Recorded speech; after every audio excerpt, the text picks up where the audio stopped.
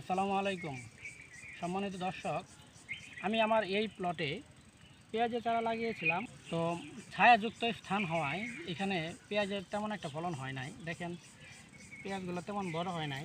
আমি একটা পেঁয়াজ তুলে আপনাদেরকে দেখাই। এই যে দেখেন পেঁয়াজ, চারা ছিল ছোটো চারা।